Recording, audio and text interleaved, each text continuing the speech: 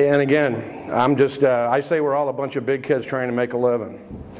And so I consider myself the biggest kid I know. I consider myself the happiest guy I know.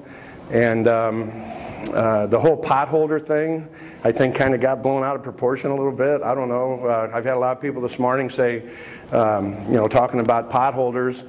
And by the way, there are potholders at the door for $0.25 apiece when you leave here.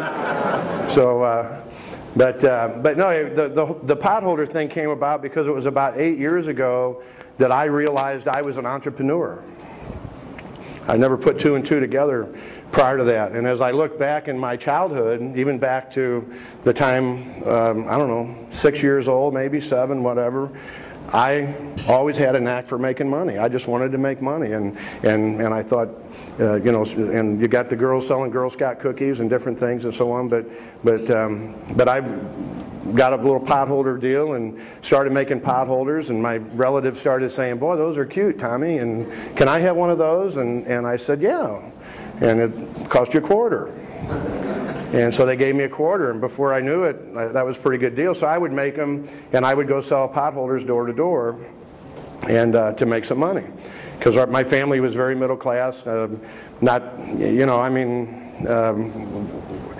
We went once a year for school clothes shopping, and my dad worked 2 jobs, and we didn't have a lot of money, and it was a great childhood. But if I wanted something extra, I had to make the money. So, and I also remember my brother, who's 3.5 years older than me. He saw that I was making potholders, and I was selling them door to door, and I was doing pretty good, and I had a few bucks in my pocket, and he wanted to be my partner. He said, "Hey, why don't we partner this whole potholder thing?" And I said, "Well, what are you going to do? What do you bring to the table? I mean, I've already got the supplies. I've already got the labor. Sales are going pretty good. What are you going to bring to the table?" And he said, "Well, I don't know. I'll just help you. I'll help you do something." I said, "No, I think I'm doing okay on my own. I don't think I need a partner." So Sam, however, did help me build the first house that I ever built in 1986. Sam lives in Hawaii, went there in the Navy, and he came home and helped me build the first house. So, but it was when, like I said, about 8 years ago, I realized that I have always been an entrepreneur. I've always had that entrepreneurial spirit. As most of you, probably, that's why you're here. You probably have that entrepreneurial spirit. You've got your own business. And we're all trying to find ways to improve our lives, to improve our business, to be happier. Again, a bunch of big kids trying to make a living. For the guys, we're trying to keep our wives happy, and our kids, and the people we work with. And for you ladies, you're trying to balance your career and your family, and being a mom, and being a wife, and all that kind of stuff. And it can be stressful. It can be very stressful. And so I just try to do whatever I can do to be happy. And when I find that I'm doing things that make me unhappy, I try to quit doing them. It's pretty simple. And I think happiness is a lot simpler than we think. I think we're always looking for happiness as something out there that's way out there, and we're looking for it, and we're struggling and so on. When in fact, I think we can control our happiness a lot more than we think we can, just by how we think. And I've got a saying. I really like sayings. And one of my sayings, and actually I came up with this saying years ago, is I don't like thinking about things I don't like thinking about. I don't like thinking about things I don't like thinking about. And that I had just gone through a second divorce, and I was thinking about things that weren't making me happy, and I thought to myself, "Well, you idiot, quit thinking about it." And so I did that. I had the ability to do that. And so as we move through life, we just want to be happy. We want our business to be successful. And and again, I always wanted to be a cop from the time I was about 13. Wanted to be a cop, and so I sold insurance door to door for John Hancock. I sold insurance to when the guy would put gas in my car. I would try to sell him insurance. I'd go and collect $1.25 on somebody's door to collect insurance. I sold furniture, but really, I was just kind of biding my time until I could be a cop. That's what I wanted to be. So when I was 21, I wanted to be a cop. Became a cop in St. Charles City when I was 21. Worked. Really enjoyed the work. I think I started, it was $7,800 a year when I started in 1993. $7,800 a year is what, and that was good because the year before that, selling furniture, I made $5,500. So I thought I was doing pretty good to make $7,800. And so I became a cop, and all cops tend to work part-time and work security. I mean, that's what cops do. I mean, it's just a natural job that you would have. Somebody needs security.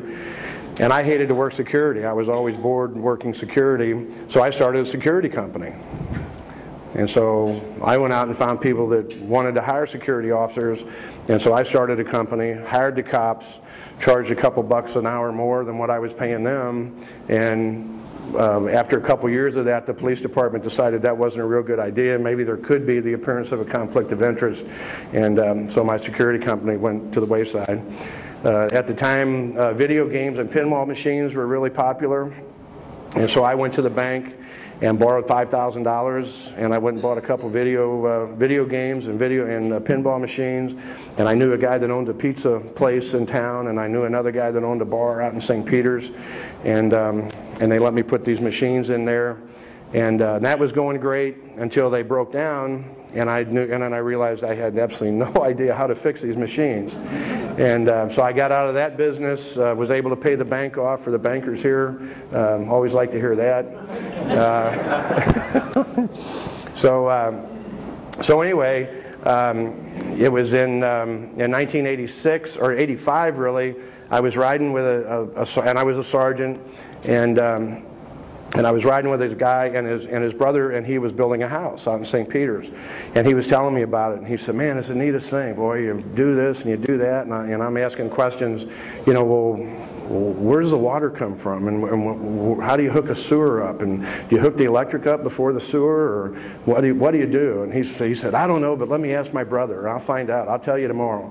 And so he'd come back, and my mom lived over in Bridgeton. I wanted my mom to move to St. Charles. She was paying $350 a month, and I didn't have enough money to help her really. She was paying $350 a month. My house payment on my existing home was $411. So I said, "Mom, if you could move into my house, if you can keep paying $350, I'll make up the difference." And then the banks would not give me a loan unless the house I was building was my personal residence. So it had to be my personal residence. So I got a loan, built a house, and I went to a bank actually for the loan, and they said, "Well, have you ever built a house before?" And I said, "Well, no, I haven't, but I know a guy who knows a guy who's built a house." And they said, "Well, we really don't think we're going to be able to help you out on this." And so I went to another bank, kind of went through the same thing, and I thought, boy, this is really not what they want to hear. So my brother lived in Hawaii and was in the construction business in Hawaii. And I had talked to Sam about coming home and helping me build a house. And so the next bank I went to, I said, "Need a loan? Have you ever built a house?" "No, I haven't, but my brother lives in Hawaii. He's in the construction business, and he's going to come home and he's going to help me." And they said, "Oh, okay. Well, that sounds great." So I got the loan. It was 80% of value. One bank wanted 80% of cost, and I didn't have any money, so it was 80% of value, and took a second out on my existing home. And so we get home, we build a house. I live in the house for about a year. I sell it, build another house.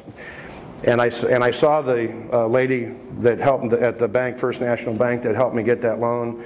And I said, "Joyce, I have a confession to make." And she said, "What?" And I said, "Well, you asked me if I'd ever built a house." And I said, "No, but my brother's in the construction industry in Hawaii." And she goes, "Yeah." "And you gave me the loan?" "Yeah." I said, my brother has never built a house either. My brother is in the construction industry, but he builds cabinets and remodels kitchen, and he had never built a house either. So again, I always tell the truth to the banks today, though. As I look around and see some of our larger bankers in the room.